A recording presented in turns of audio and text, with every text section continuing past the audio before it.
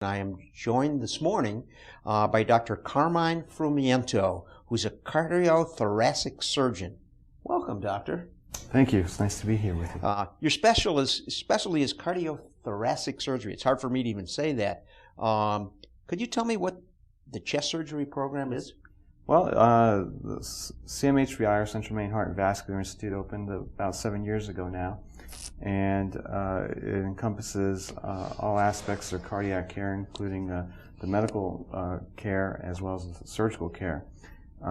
So we do all aspects of cardiac surgery, whether it's bypass surgery, valve replacements, aneurysm repair, and whatnot.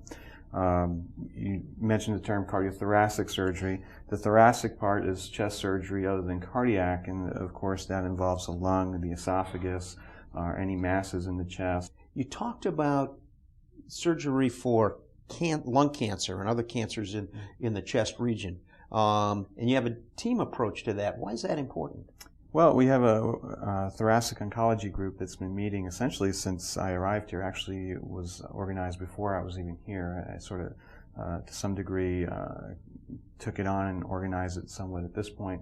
But it involves all the specialties that you would need for the care of a patient with a tumor in the chest. So you have the medical oncologist, the radiation oncologist, the radiologist, the pulmonologist, the cardiothoracic surgeons. I'm probably missing a few folks, but there's probably about 13 or 14 people sitting around the table every 2 weeks discussing cases that we see, that any of us have, quite frankly. Any one of those providers can bring a case to this conference. And it really does an excellent job of integrating the care.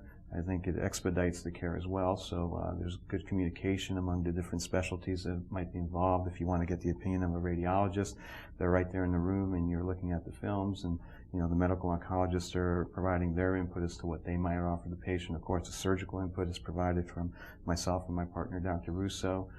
So within an hour setting, you've done what might have taken 3 or 4 office visits for the patient to do, never mind the emails or chart or letters or whatnot that went out. So it's, I think, a very efficient way of delivering care. You're involved in a big research project which has the initials I-ELCAP, which is kind of a national study. Talk about that a little bit. Well, it's actually an international study. It's International Early Lung Cancer Action Program. It's a study that started back in the 90s at Cornell University. For a while, folks have been trying to figure out how we can improve the survival for lung cancer, which is one of the most deadly cancers that we have today.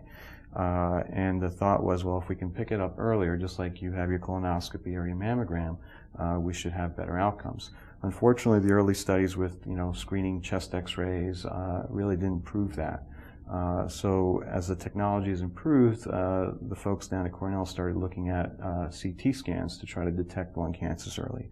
And they started this Early Lung Cancer Action Program.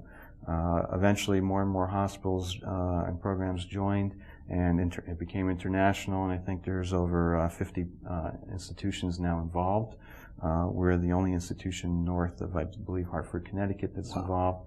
But it's a very exciting study. There's well over 50,000 participants in the study. And what the study, the results have shown is that they are picking up lung cancers earlier, and we do believe we're improving survival.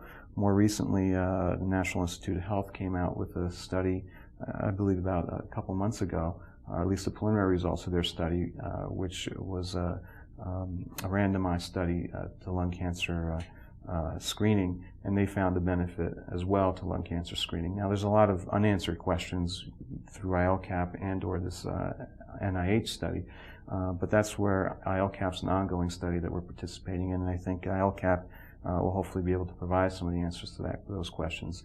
In the meantime, we've been participating for the last year. We've enrolled well over 100 patients so far, and I believe we have over 300 patients that are sort of teed up to be screened for lung cancer. We found one patient was found with lung cancer in that first 110 that were screened. That patient has subsequently undergone surgical resection and is doing well right now. So, You're also involved in vein surgery. You want to talk a little bit about that? Sure. Approximately 4 years ago, we were joined by the vascular surgeons, Dr. Reichel and Dr. Ingram, and have a certified vascular lab downstairs. So we started looking at expanding our services, and one of those services was venous disease. Now, as a cardiac surgeon, we deal with veins every day. That's what we use as our tubing. We're basically plumbers, essentially, and we need tubing and we use veins. So it's sort of a natural extension for us to expand into dealing with venous disease. That's fascinating. Thank you very much. It's interesting and it's wonderful this is going on in our community. We'll be back with the next segment of this program in just a minute. That wraps up our second program here at the Comprehensive Cancer Treatment Program at Central Maine Medical Center. I know that you have learned as much as I have about this tremendous resource we have very close to home. It's wonderful to have this resource in the Lewiston-Auburn community.